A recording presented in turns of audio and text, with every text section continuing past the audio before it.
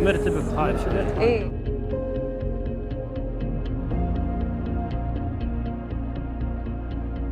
ممكن ليش لا؟ والله لا اقول لك الصدق لو ادري اقول لك.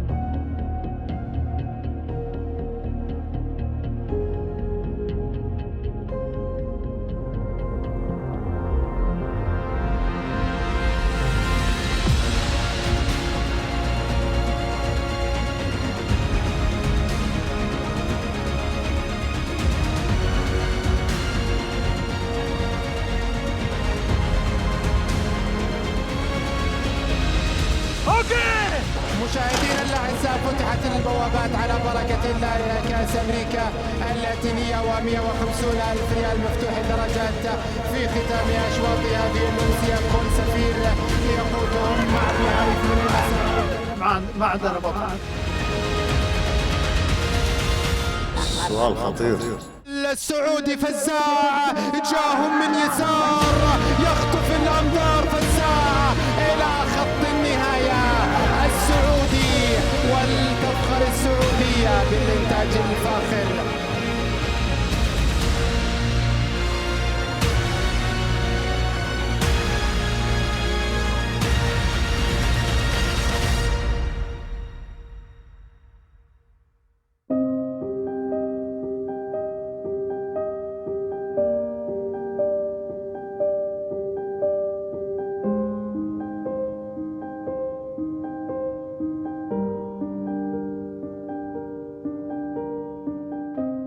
لو كنا نعرف. أنا ما أدري، لكن لو كنا ندري. سألني وأنت تدري. لو كنا نعرف السبب. والله ماني مهتم. لا لو ما تنفع إيه.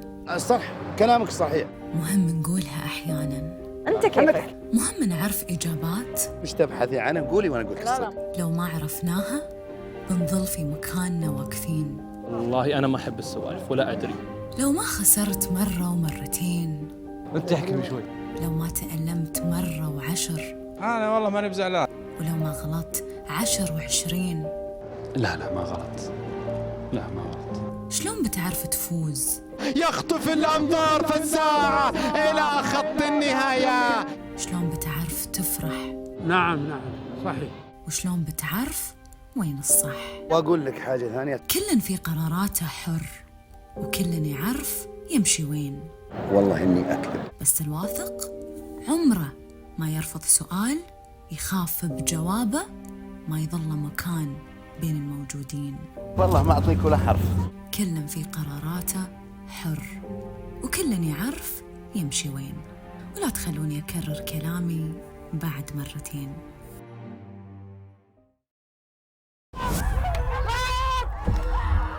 ما قلت فزاع؟ خله يستاهل.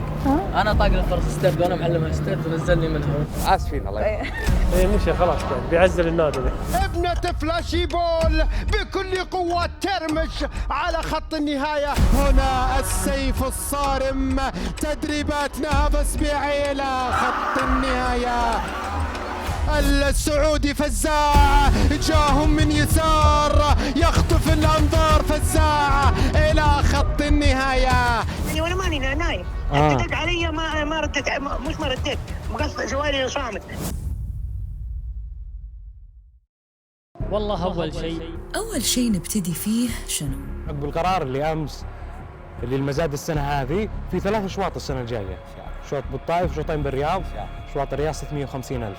أشكر الأمير بندر بن خالد الفيصل الله يبيض وجهه، وعلى حكومتنا الرشيدة كل أبوها. هالموضوع ما يحتاج للشكر وبس. أعطانا حافز وعطى جميع الملاك أنهم يحضرون بالمزاد وأنهم يأخذون من الأمهار، لأنه جوائز كانت أول 1,200,000 وهالسنة زادت 1,300,000، فهذا أكيد دافع لكل مالك أنه يقتني من المزاد. نسأل الله التوفيق لنا ولجميع الملاك والمنتجين. أنا وأنتم نعرف إيش كثر كان يحتاج دراسة ذكية وقرار ومليون بعد بنشوفه على مر السنوات. أنا رجل منتج، وفي نفس الوقت لما جاب لي حصاني سعر بروح لأشواط المزاد.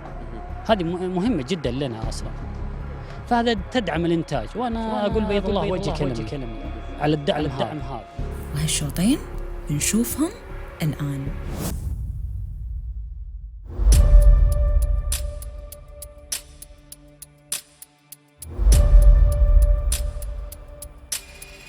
أغلبها خيل مبتدئة وأغلبها خيل قريبة من بعضها واجد، ما تقدر تجزم على اسم معين. كل الخيل لها فرصة بطريقة غريبة. والله شوف ما فيها اسماء قوية.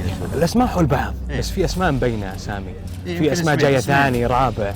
الشوط زي ما انت شايف كلها خيل مبتدئ. شوط كلها خيل مع خيل مبتدئ قريبة لبعض الخيل. والله اني كلها مستوياتها واحدة، يعني ما شوط مبهم نوعا ما. كل الشوط 20 إذا كسب واحد مو مستغرب. كل الخيل معها فرصة، مو بس ترمش. أكيد المستويات متقاربة، يبقى توفيق الله سبحانه وتعالى. وكثير بتسمعون مثل هاي الكلام، دعم المزاد، وما في مهرة من هالأسماء معها انتصار. أوكي، فتحت البوابات على بركة الله. متابعينا الكرام، اندفاع لمهرات الإنتاج عمر السنتين متنافسة على مسافة الميل، ودعم نادي سباقات الخيل للأفراس المباعة في مزاد 2020. الانطلاقة تبدأ من بلاك دايموند، وأيضا إلى جانبها بنتوتا.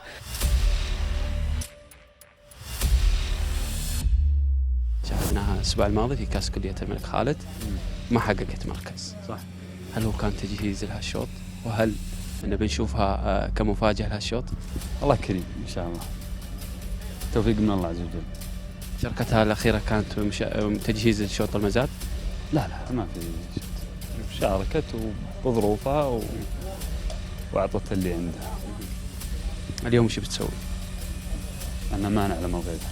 بس أنت أكيد أنك ما حضرتها وجبتها هنا حقيقة. كلهم 20 راس كلهم محضرين. بس تتقدم بشيء بسيط بنتوتا للمركز الأول، ابنة فلاشي بول، وأيضا بلاك دايموند في المركز الثاني، يتابع أيضا شوق الرياض في المركز الثالث من المسار الخارجي، وأيضا الحضور يأتي من احتكار في المركز الرابع من المسار الخارجي في هذه الصورة. متابعينا الكرام، بينما مزون نجد هي الأخرى الداخل في هذه المنافسة. إن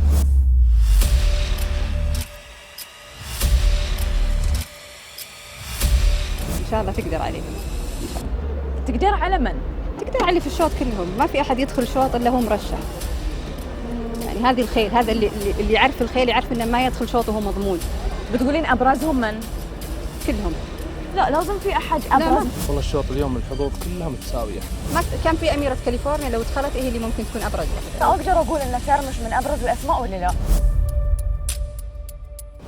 لا اليوم ما في ترمش. ليه؟ ما ترمش اليوم؟ ما ترمش اليوم، ما ترمش أبد. نعم. ليش؟ لا مراكضها السابقة. مراكضها السابقة وتصنيفها؟ وعلى المراكيض، نعلن على المراكيض لأنها موزنة. آخر مرة استبعدت عشان الستارد، بعدين ضبط وضعها في الستارد، ونقول إن شاء الله أنها من رأس الشوط بإذن الله. هي ما كانت عندك صح؟ لا كانت عند بندر حمدان. وليش كانت عندك؟ والله ما أدري، المالك جاب لي الخير قال استلم الخير. بعد الشوط بنسولف. بعد الشوط بنسولف وايد، بس الحين تحسين ان اليوم الشوط مفتوح للجميع. مكان الفرس صح؟ لانه فعلا فرص الكل متساوية. بلاك دايموند ابنة فاينل سرسان بقيادة محمد سليمان تقود هذا الشوط وبقوة.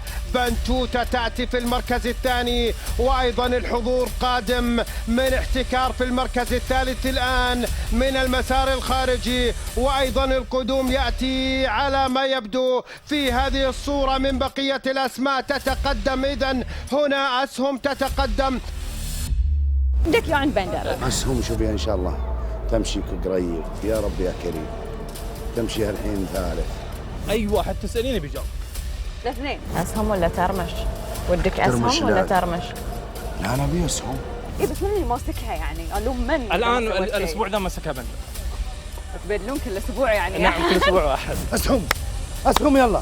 بكل قوة ابنة باتريوت أكت، وأيضا الحضور من المسار الخارجي مشاهدينا الكرام لترمش، وبكل قوة ابنة ذيب المراقيب تتقدم بكل قوة. ترمش في الأمتار الأخيرة ترمش، وأيضا الحضور من بوادر السعد، ولكن ترمش ابنة فلاشي بول بكل قوة. ترمش على خط النهاية تسجل الانتصار.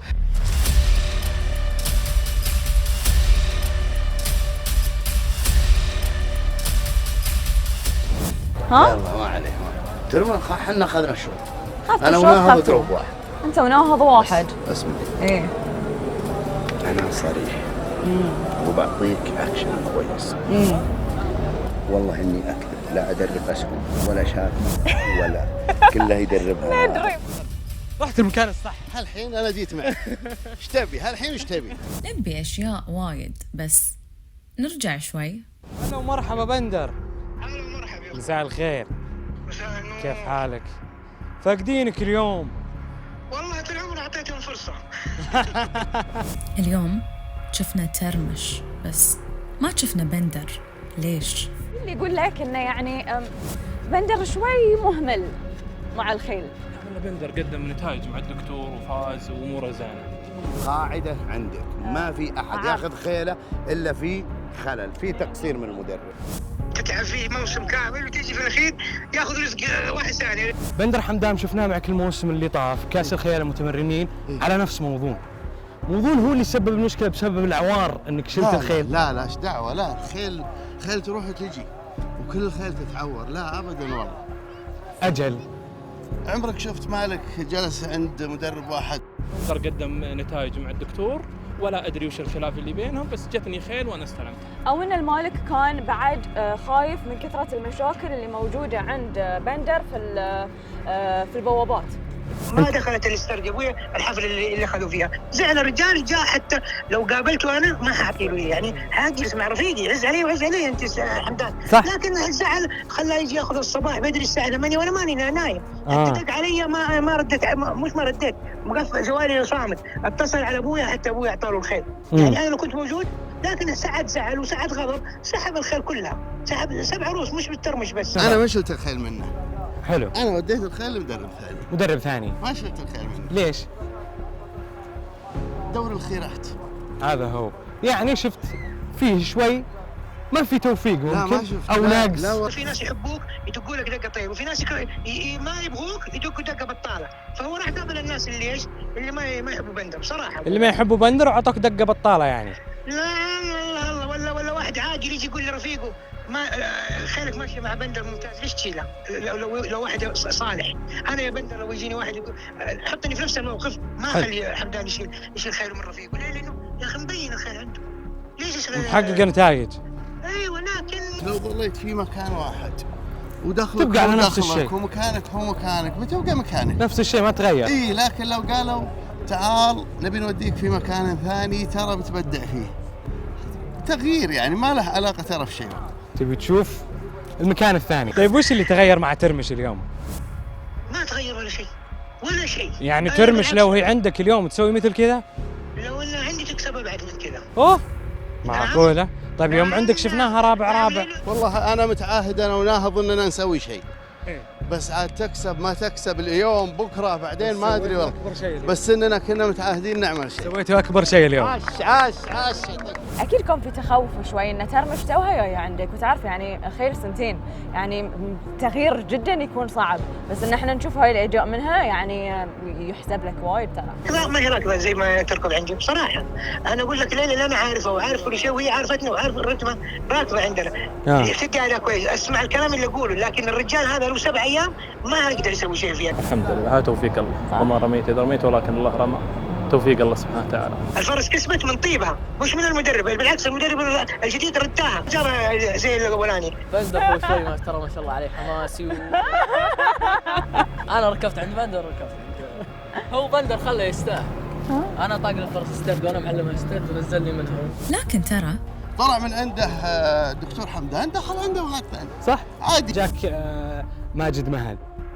لا حتى ماجد مهل جلسوا لي في البيع حقته ودكوا لي زنبه كويسه، ودحين تو ليش كانوا انا شفت الاخبار كانوا يقولون بندر حمدان هو اللي دق عليه ابو مهل الحين قال له سلطان انا اسف. شوف ابو مهل يعني قال لي يعني انا صرت صادق معه.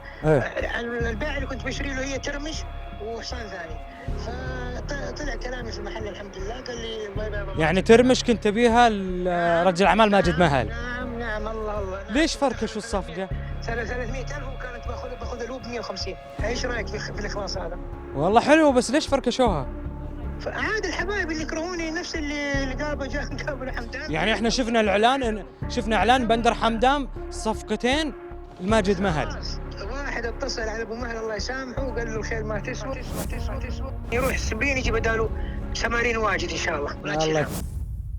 أنا بشيل هم شوي، يمكن بندر يحتاج يلتفت لمشكلة البوابات ويمكن لا، ما أعرف. بندر أمس انتظرت الشوط، أبي أشوف الواهس ما شفته. كلنا والله. ليش؟ والله طول عمره حكاية الحصان هذا. احنا عرفنا حكاية الأسبوع اللي طاف واستبعدوه وشنع في الاستارد. يعني راحت. راحت قلنا عوافي. قلنا بنشوف بندر وش بيسوي مع الواهس أمس. شفت الحصان مسجل. والله الحصان مسجل وديته الاسترد يعني عشان اشوف. والله انا يعني في ناس شايفيني كل يوم اوديه الاسترد عشان عن كلمه يعني لا يكون يعني مثل معاه لا قدر الله يصير مثل الاسبوع اللي طاف. لا مثلا هذه من شغل المدرب يعني مهم لي. فانا جيت تفاجات الحصان مسحوب. دخلت على اللجنه قلت لهم انتم سحبتوا الحصان ليش؟ قالوا طول العمر هذا حصان عنده اختبار. دقيقه بندر، بناء على دقيقه بندر، انت نطيت جزء كبير. ها وش الجزء؟ نطيت جزء كبير. حق ايش؟ يوم دخل حصانك وسجلته في الشوط ما كلموا عليك قالوا لك اسحبه؟ لا ما كلموني، انا مستغرب. هذا يوم البرنامج المبدئي. حلو. طلع يوم الثلوث، في يوم الثلوث قرعه نحضر كلنا وفلف موجود وانا قاعد قدامه. يعني لو في حاجه كان ما قال لي شيء. انتهينا من الثلوث يعني يوم القرعه طلع البرامج النهائي الواهس موجود وعليه خيال ووصول القرعه وطلعت كل شيء. حلو. ورحنا رايحين للسبق وجبت الحصان هنا. انا جبت الحصان يكون في علمه. قالوا حصانك مسحوب. الناس قالوا لي.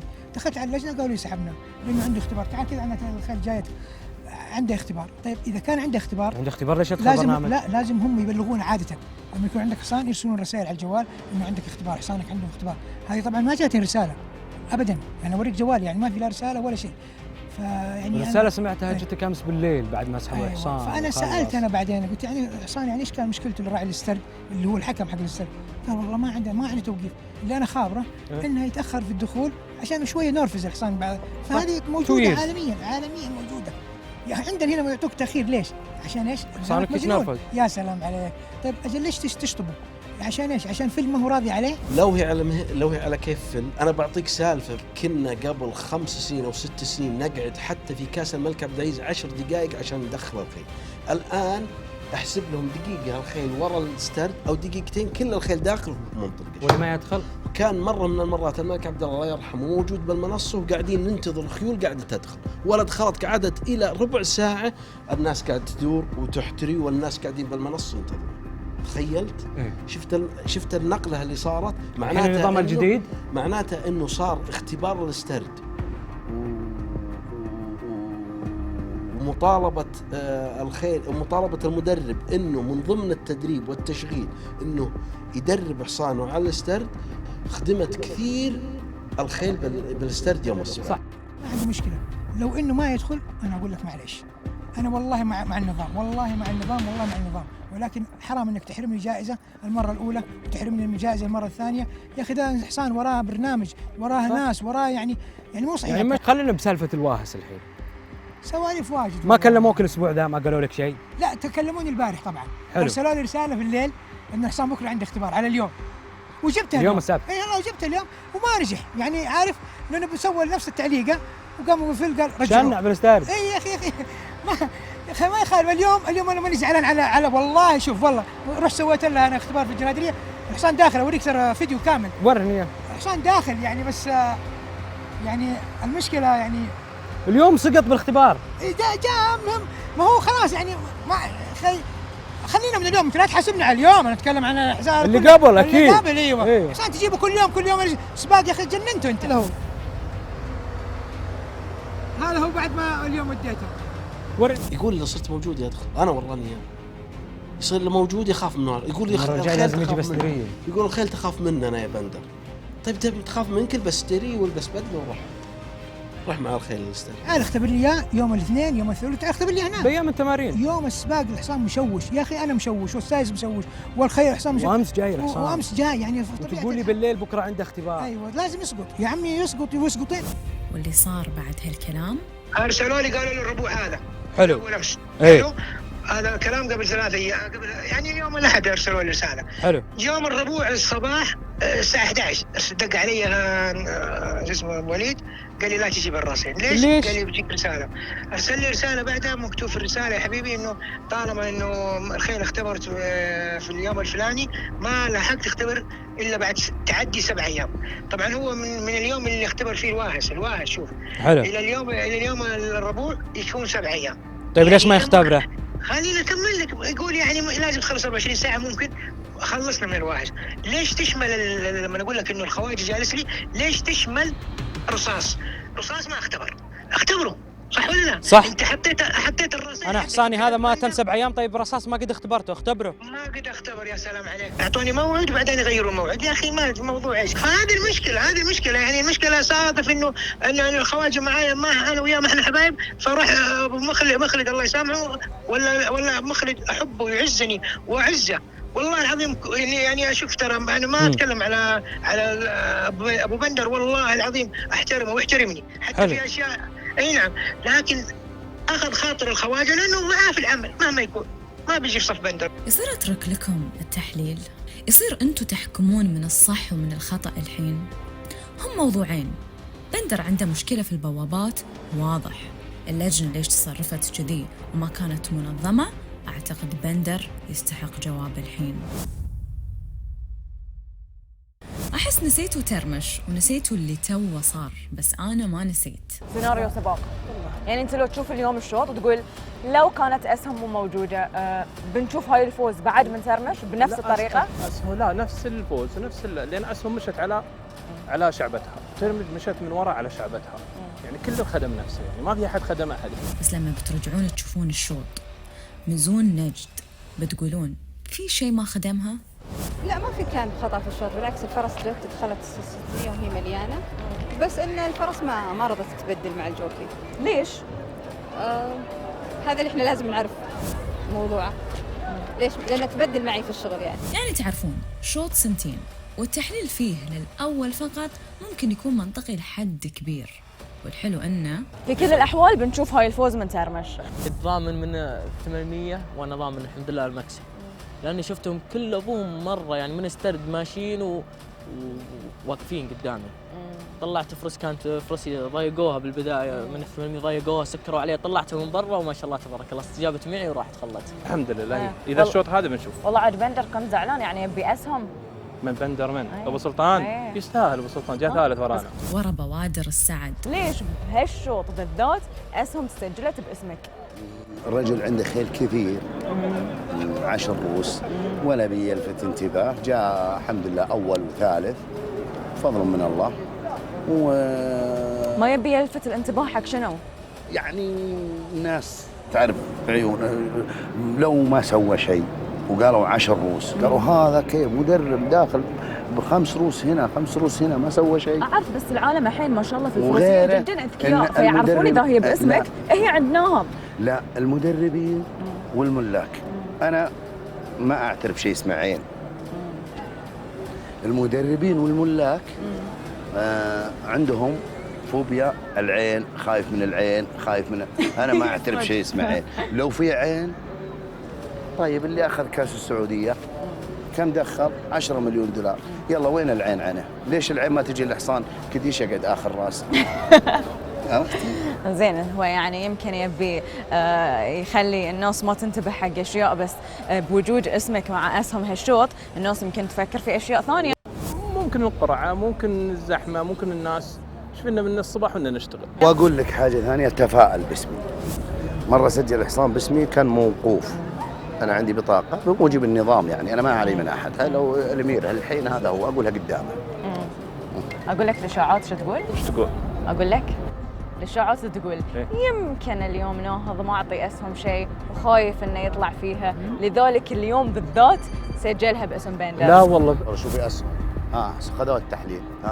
خذوها التحليل؟ أيوة. شوف هم بعد شوكين ويانا. خذوا التحليل. هذا هي شفت كلهم خذوا تحليل. والله كريم. لا تطلعون إشاعات مرة ثانية على ناهض لو سمحتوا. يكفينا شر إشاعات. وإن شاء الله القادم أفضل. عندي سيف الصاملية حصان الآن تحت ملكيتي أنا. إن شاء الله إنك تباركينا. تحت ملكيته إيه، بس تحت تدريب ناهض.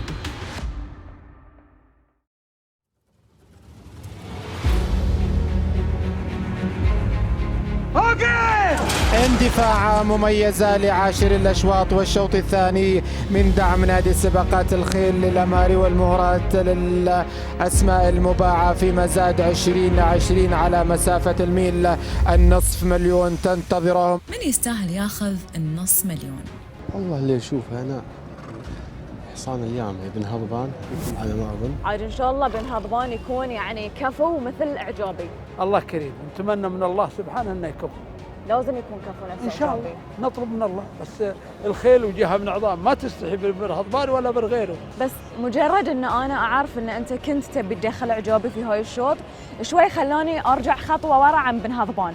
حسيت ان انت يعني يمكن مو واثق منه وايد عشان كذي كنت تبي اعجابي. لا اعجابي ما له الحق يدخل، كان ضامن عندنا. اعرف بس انت كنت تبي تدخله يعني ما اعتمدت على بن هضبان 100%. لا معتمدين عليه، بس ان هذا يعتبر، لكن ما سمح له النظام انه يدخل اعجابي، وان شاء الله تشوفون اعجابي ان شاء الله. من المسار الخارجي رمس بشعار حمد العضياني مع فهد الفريدي للمركز الاول. تشوفون اللي اشوفه؟ تشوفون ان حمد في هالسباق يحتاج خط رجعه؟ انا مقتنع بقدر الله، سواء اجي اول سواء اجي خامس سواء اطلع من الميزان، هذا اللي الله كاتبه لي، واقول الحمد لله والشكر عليه. ان جيت اول قلت الحمد لله والشكر، وان جيت اخر قلت الحمد لله والشكر. هذه خيل لازم شنو؟ لازم نشوف من الحين، ولا لازم نشوف الشوط سريع ولا بطيء؟ لا صار بطيء، ما عندنا بطيء. ما عندنا بطيء. يعني شنو؟ ما عندنا بطيء، خلاص بطيء ما ننتظر البطيء. يروح في فاله. احس انه يواجه هو، يعني الصراحه يتمنى انه يكون الشوط بطيء، لان اليوم شايلين البرقع منه. لو حطينا عليه البرقع يبي يمشي سريع. يبي يشد من ستارت الحصان ما يرتاح. اول كنا نقول عذره، ثالث ثاني يمكن عشان البرقع حصان غشيم. ركبت له برقع ثالث نفس الشيء. اليوم شلت منه البرقع والسباق اللي طاف. ان شاء الله انه يعوضها اليوم. فجام شايلين البرقع من يواجه اللي انت توك ذكرته، فمعناته ممكن يبون الشوط شوي اليوم يكون بطيء مو سريع. كلنا على راحته. والله اذا صار بطيء من صالحنا، واذا صار سريع من صالحنا. صالحك بويش اذا صار بطيء؟ بصعود ان شاء الله. صعود يصير شوط بطيء ويجي دخول. لا هو يمشي قريب ما يجي دخول. يعني على نص الخيل ويكمل. يواجه دخول ان شاء الله. اتمنى الشوط سريع اللي يواجه. يا الله. عيل الحين الوقت اللي نفكر في حصانهم الثاني. من الداخل صعود بشعار طريف مع عبد الله الفيروز. ايضا المطاردات تاتي من قبل انا الوافي بشعار وافي المطيري مع لويس موراليس. ثلاثيه الصداره والمقدمه، هنا حضور لبحم الرحمن، وايضا هنا التقدم لرقم 14 انا الوافي في المرتبه الثالثه، وصداره هذا الشوط لصعود. انا جذبني حصان عند اخونا يوسف الطريف، حصان اسمه سعود. أتوقع حصان هذا جديد شوي، حصان ممتاز وتوليده ممتاز وراكض مركاض واحد، فأتوقع أنه حصان زين. اليوم سعود يخدم يواجه ولا يواجه يخدم سعود؟ كل واحد يخدم روحه. كل على راحته، كله شعبته، كله يعرف حصانه، كله طريقته. حنا اليوم ما عندنا بطيء، عندنا قدام إن شاء الله. صعب نشوف كل اللي قدامه الحين لأنه بس شوي وما بنعرف إيش بيصير. والله كلهن زينات، كل الخيل ما في أحد يفرق عنهم؟ لا كلهن زينة، بس يعني كأفضل مركاض كان في السابق سيف الصملية جاء ثالث. سيف الصملية المركاض اللي طاف يعني تقول عنده بالمركاض الثاني أزين. طيب حصاني مشاركة واحدة ثالث. ايه بس الخبرة تفرق. خبرة من اللي بتفرق؟ بجواره رمز من المسار الخارجي. يبدأ التحرك الأسرى معداكم معا بعماد الرحمن ومجوز 600 متر الفاصلة والأخيرة مشاهدينا الأعزاء. رمز يبدأ التقدم. هناك أيضا مجوز بشعار عبد العزيز بن شريم مع أصيل السرحاني في المرتبة الثالثة. هل ممكن خبرة المجوزل تفرق؟ هل ممكن خبرة أصيل تفرق؟ مو الخيال هي الحصان الزين بعد الله هو اللي يجيب الخيال. لا تقول لي ما في خيال يشيل حصان يجيبه مثلا مركز من ورا لين قدام. اللي يساعد الخيال الحصان، حصان زين خيال زين يجي الحصان اكيد. لكن في حصان كويس انا رشحه للامانه. بترشحون من بعد؟ من سبق لبق مثلا؟ الحين الحصان تغير حتى في الشغل ان شاء الله، ان شاء الله يجي. بالضبط، يعني أول مشاركة ثامن أكيد ما بتخلينا نقول إنه هو مفاجأة اليوم، لكن اللي بيشوف تمارينه بيقول قد يكون مفاجأة. ما ظنيت في مفاجأة، ما ظنيت اليوم. صدقني شوف خيل دعستها، لو قالت ما نشتغل بهم خالص. زين، فيوم شفت دعسة من سباق لباق حلو، قلت دعسته أحسن من على خيلي أنا ما نقدرش نطور معه، بس نقدر نقارن كل شيء راح باللي بنشوفه الحين. بالدخول، ولكن صعود يتمسك بالصدارة مع عبد الله الفيروز بشعار يوسف طريف 400 متر الفاصلة والأخيرة والزحف نحو الشيك الافتراضي. هنا صعود يصعد المنصة من المسار الخارجي، يواجه أيضا بشعار طريف مع عادل فريدي. هنا يواجه أيضا من وسط الأسماء المشاركة رقم 6 سيف الصاملية مع الكسس مورينيو بشعار بندر بن قاعد بن عميرة. هنا السيف الصارم، تدريبات نهض اسبيعي إلى خط النهاية، ثنائية ناهض.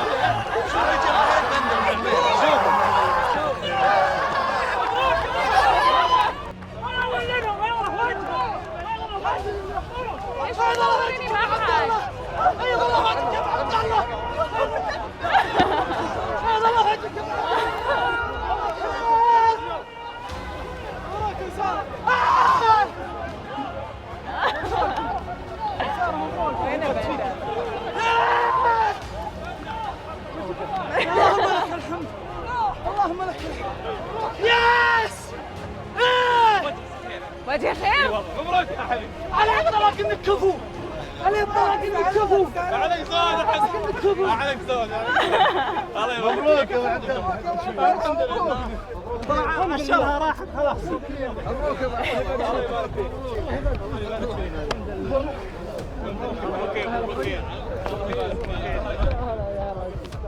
ما اظن تشوف جمهور لو الحصان ما هو كفو عارف انه بيكسب ما جاء الجمهور ذا كله ابوه. المدرب عند ابو عبد الله مدرب كبير وقف معنا، هو اللي الفوز ذا ينسب لابو عبد الله. ناهض تعال يا ناهض. يستحق السيف الصاملية، يستحق السيف الصاملية بكل جدارة صراحة. هذا مكسب ما يحتاج اصلا. ما عندي كلام اقوله الا انه يستحق ويستاهل لانه كسب. يعني يؤسفني ان انا اقول بن هضبان ما كان كفو نفس اعجابي. معلش هذا صنع الخير. ايه كذا وكذا. ايه بس يستاهلون الصراحه، اللي سووه خطير. شنو سويت يا ناهض اليوم؟ والله ما سويت شيء. سويت وايد اشياء. هذا توفيق الله. يستاهله الكلمة الحق، لو مو مدرب كبير ما كسب شوطين في اهم شوطين مبيعات المزاد. مدرب كبير ينصف. الحمد لله الجمهور ذا جاي ثقة فيه وفي حصانه، يقدم خيل زينة تعطي مستوى ونتيجة ومركاض. شفتوا كيف من ثاني مركز الحصان بطل وله كلمه في الموسم. والله الحمد لله الشوط هذا والله انا متوقع قبل، متوقع ان حصاني زين ومحضر له، حتى ان خياله يوم ركبه السباق الاول قلت ترى بخلي لك للمزاد، والحمد لله توفقنا في ذا الشوط. هذا توفيق الله سبحانه وتعالى، توفيق الله سبحانه وتعالى ودعاء الوالدين والمحبين ودعوة الناس والجمهور. الله الجمهور ما شفت شيء. يستاهل ابو عبد الله، الجمهور ما جاء بعد. عونه طيبه دائما. نص الجمهور ما جاء، نص الجمهور ما جاء. هاي بس النص هذا بس الأول. في الرياض. يلا بعضهم قد راح اليوم سبت خلاص.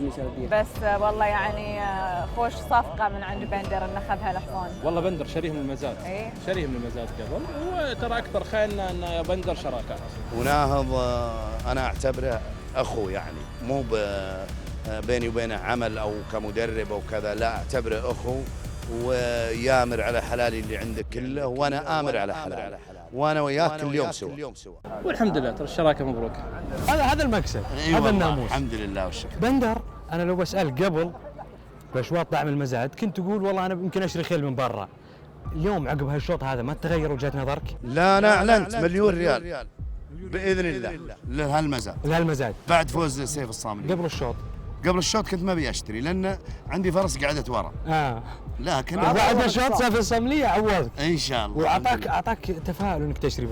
ناهض يعني بعبر اقول لك شنو سويت، لان هاي الشوط اكيد كنا بنرشح بن هضبان، اكيد يمكن كنا بنرشح يواجه بحكم انه فكرنا ان صمود يمكن يخدم يواجه، بس يعني الطريقه اللي ظهر فيها سيف الصامليه طريقه غريبه. يعني انت شفت ترى لاخر شيء واحنا نشوف الاثنين اللي على يمينه صمود واللي على يساره يواجه، ونقول خلاص الحصان هذه ما بيطلع.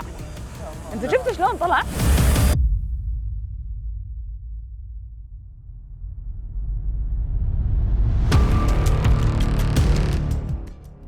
سعود اليوم الحمد لله قايم عروس الخيل مرتاح، ما كان في مضايقات واجد. الله بس خيل قريبه مني يعني مشى الشوط، ما هو صار يعني بطيء، لا مشى الشوط. بس ما ارتاح قدام على عروس الخيل؟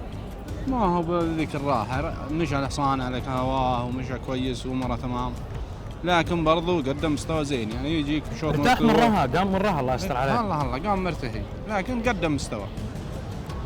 وبعدين شوط يعني شفت انت اخوه يواجه راكض اكثر منه عنده خبره اكثر منه، يعني سعود لو نشوف اليوم لو عنده خبره بنقول والله ان شاء الله السباقات الجايه ان شاء الله. اكيد السباقات الجايه اتوقع ان شاء الله باذن الله اني تغيرت. كنت انا اقول اذا سلمنا من يواجه حصاني يكسب، وقالت لي الاخت هدى قالت من يكسب، قلت حصاني اذا سلمت من يواجه. سلعات بس اللي جنبي ما شاء الله حصان يعني يمكن بهالشوط هو اشطر مني. انا ماشي كويس مختصر المسافه كويس، دخل دوري مع الرصه خيل بس بالاخير فرق عني. هذا خيال بطل أليكس، خيال انتحاري، خيال بطل. والله يوم ركبه قال ابو عبد الله جبني عليه. The race in the beginning was too speed. I was thinking I can be near to the pace, you know. But the race was too speed, so the horse he have to come from behind. Yeah. So on the 600, I try to be have a space clearly, but I have to wait to the right moment, you know. So when I start to ask him, the horse just give me what he got. ولا كلمت ولا خيال، والحمد لله الحجره نفعته شوي وجاء الحصان ووفقنا الله سبحانه وتعالى. سيف الصامليه الصراحه خلاني اخجل اتكلم عن اي شيء غير.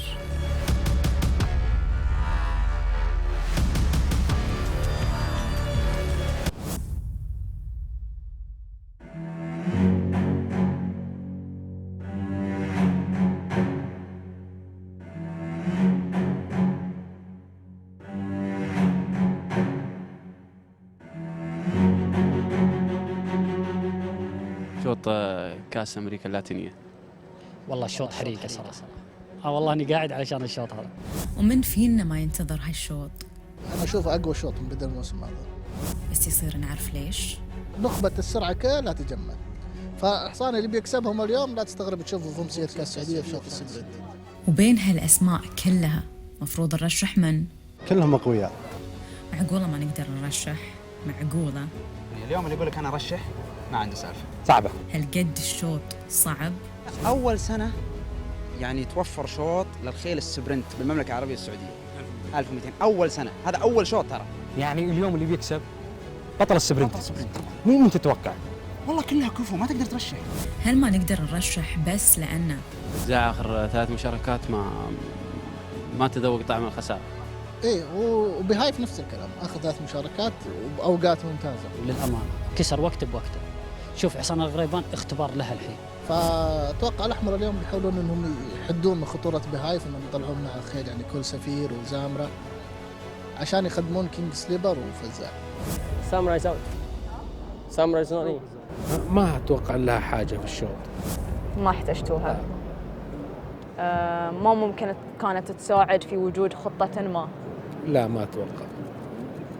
وفرس اخر سبق ما طلعت كويس، فقلنا ليش تزحم الشوط وهي مسوي شيء. بس مثل ما انت ممكن تخاف من مثلا فزاع او من مستوى فزاع او من كينج سليبر في الشوط او حتى من كول سفير وشنو ممكن يصير، هم ممكن يعني يخافون بسبب البوابه مالت فزاع اليوم. الشوط ان شاء الله مناسبه له. هو حصان يجي من وراء والخيل ما هي بكثيره في الشوط، يعني ان شاء الله باذن الله يفج لها الله سبحانه وتعالى. أحس الشوط صج صعب ويوتر، وما أعرف نرشح فزاع لو بهايف الحين. ما اقدر ارشح لك ولا راس. ما تقدر تقول شيء اليوم. مستحيل. مستحيل احد يقول شيء. لان خيل كله خيل ابطال للامانه. انا صراحه معك. لا تظلم حظك، كله خيل ابطال. خيل ابطال ومدربين ابطال وخيال ابطال. وخيال ابطال، انتهى الفيلم. نبي نشوف الشوط. يلا نتفرج. اوكي مشاهدينا الاعزاء، فتحت البوابات على بركه الله الى كاس امريكا اللاتينيه و150 الف ريال مفتوح الدرجات. اختار لي واحد من الاثنين، خايف من خطه الاحمر ولا خايف من مستوى خيل الاحمر؟ سؤال خطير، احنا نتمنى السلامه للجميع يعني. لا قول خايف من خطه الاحمر ولا خايف من مستوى خيل الاحمر، اختار واحد منهم. اذا بهايف ما حد حده طلع زين بيفوز. اتوقع انه ما راح يقدرون يحقون، لان حسام ما شاء الله عليه يقوم مليان وبال400 يزيد، يعني ما هو يثبت سرعه، لا يزيد، فصعب انك تلحقه من ورا. لو كسبه حسام فوقاني. بدون منازع الشوط بين فزاع وبين بهايف. نعم أنا أقول لك اليوم اختبار حصان فواز غريبان، اختبار له الحقيقي هذا هو. في ختام أشواط هذه الأمسية كول سفير يقودهم مع بهايف من المسار الخارجي وكريسبين. من حيث المبدأ من أسرع، بهايف ولا فزاع؟ طبعا بهايف أسرع. كينج سليبر ما نخاف منه صح؟ والله كلهم بينطلقون بيضايقون بهايف. كول سفير حصان سريع بيمشي قدام ورا بهايف، لأن بهايف هو اللي بيمشي قدام. هذه 1200 يا هدى، ما في 1200 مع بهايف خلاص سبرنت هذا ما في مع هذا شوط 1200. الشاطر اللي يطلع قدام بيمشي خلاص. يعني بس كول سفير اللي بيمشي مع بهايف، وكينجز سليبر وفزاع بينتظروا. فواز مدرب خبير وعارف الخيل كله اللي معاه ودارس الشوط وعارف الامور كل ابوها. ايضا مع الزامره ومتردد الصداره والسرعات المتزايده كول سفير الى المركز الاول بجواره كريسبن بشعار طارق محمد. كول سفير مشى قدام، بس اللي معاه كريسبن مو بهايف. كريسبن الموسم هذا غير عن الموسم اللي طاف. ممتاز، لكن ما ادري وش بيسوي. انا بقول لك حسن يكسب، انا عندي طموح. اكيد عندك طموح، بس انت تبغى كلام منطقي واقعي. اللي يرشح اليوم ما عنده سالفه. طيب انا مثلا عندي فزاع مثلا يحق لي اقول اكسب اليوم. طيب يمكن اليوم واحد منهم يفلت ويقوم الحال ويتنسم ويكسب. ممكن بهايف ما راح يلحقه. طيب ما راح يلحق. هذا هو. لو 1004 انا اقول فزاع 100%. 1200 اليوم لو حصان تنسم وعطن 1200 متر باور واحد الخيل، فهمت؟ ما يقدر يلحق فزاع. ما يلحق فزاع؟ ما يصير الشوط سريع ويجي دخول؟ لا اذا ما وقفنا فزاع بيضربنا اذا وقفت الخيل. عناية مع الكسيس مورينيو. بهايف يتراجع ثالثا وايضا في المرتبه الرابعه هنا كينج سليبر.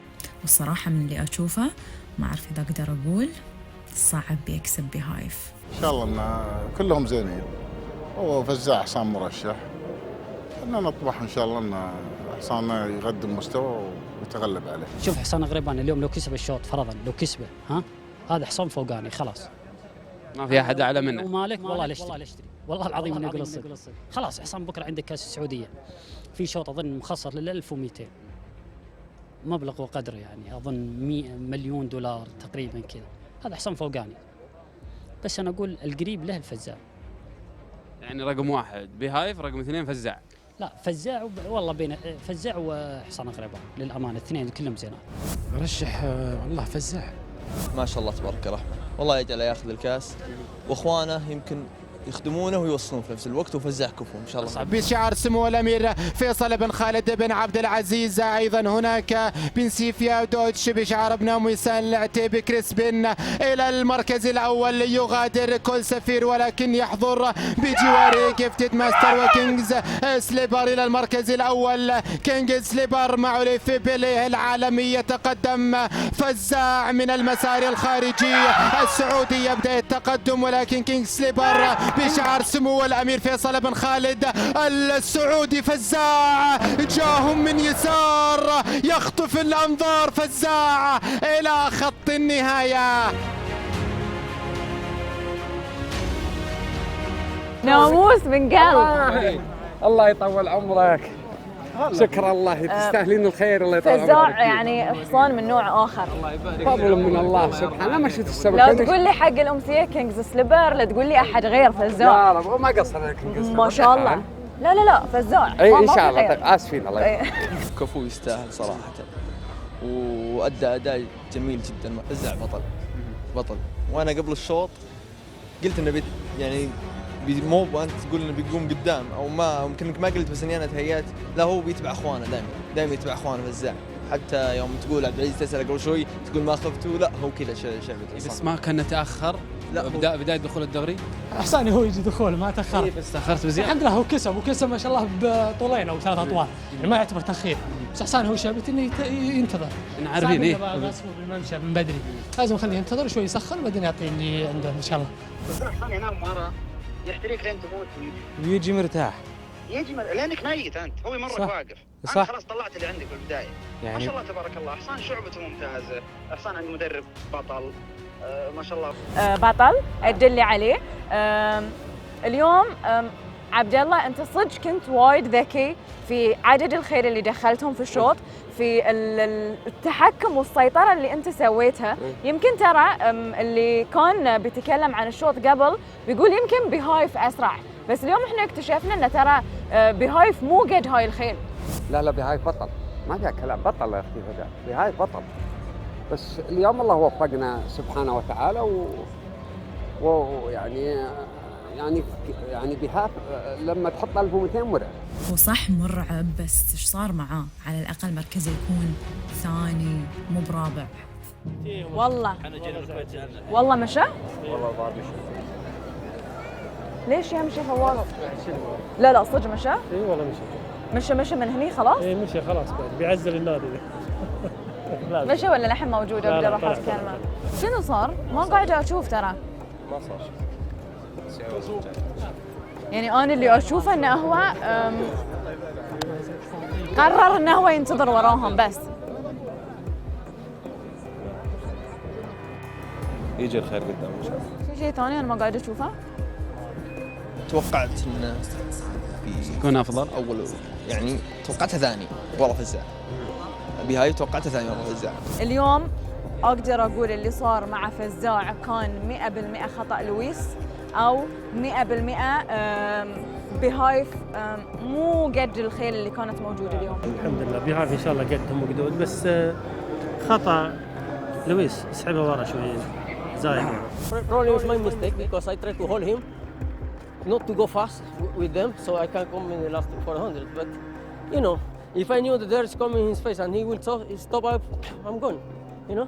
بس خلنا نتخيل انزين انه هو طلع قدام معاهم، ايش بيصير؟ على الاقل يجي اول ثاني، ممكن ينغلب فوتو فينيش. يطلع قدام كولسفير؟ يطلع قدام كولسفير عادي. يمكن كولسفير ما يخلي بيمشي ويا راس براس، حتى لو مشى ويا راس براس. فكان في كل الاحوال لويس لازم ياخذ ذي القرار انه يكون معاه. Sometimes it's hard for the jockey just to follow the instruction for the trainer. Sometimes the things come in the right way, good. You know, break clean, you sit in the rear, nobody put pressure, everything comes well. But sometimes, like this is a hard race. احس لويس كان خايف شوي. مرتبك خايف شوي. ايه. في شوي ربكه. ايه انا حسيت انه هو كان خايف. ما اعرف. لحين اقول ان بهايف ممكن نشوفه في كاس السعوديه ولا لا؟ ان شاء الله باذن واحده. صعب، فزاع خطير. اي نعم خطير يستاهل، فزاع بطل احسن بطل. فزاع يعني يمكن حتى لو بروحه يسوي نفس الفوز ولا لا؟ لو كول سفير مو بوياه، لو كينجز سليبر مو وياه. جيت اول ثاني، يعني مو بزحمه على الفاضي، جيت اول ثاني. جيت اول وثاني وكول سفير يعني اللي سواه هو كان عامل اساسي في اللي صار. كنت خايفه طول العمر من كريسبن بعد. ايه كريسبن كان غرفته كويسه. بس اليوم كريسبن ايش صار معاه؟ حصان زين بس مو زي اول، يعني مو بدباب ومو ماكينه، خلاص ما يعني كبر الحصان. ما راح. حصان عنده مشاكل يا صالح، حصان عنده مشاكل، الناس ما تدري. وانت ما انت مطالب انك تبرر لاحد، الناس جايه تتفرج على السباق مو جايه تسمعك، فهمت؟ اكيد. بس مثلا انا والله رجال. لا حصاني انا حصاني والله شوف ما جاء منه ما قصر، حصان معذور، اللي يجي منه ومعذور لان اللي قدامه فزاع. خبوه حق كاس السعوديه يا رب يا رب خلاص بنقنن ان شاء الله لكاس السعوديه. واذا بغينا نسجل بنكلمك. اوكي. لو كنا نعرف، لو كنا ندري، لو كنا نعرف السبب، لو تنفع الحين ولا بس؟ بين كل شيء سمعناه اليوم وبين كل اللي حصل، في كلام بنراجع نفسنا فيه وبس، في كلام لازم نتأكد إذا كان صح وبس، وفي كلام في النهاية لو شنو يصير مستحيل يتغير.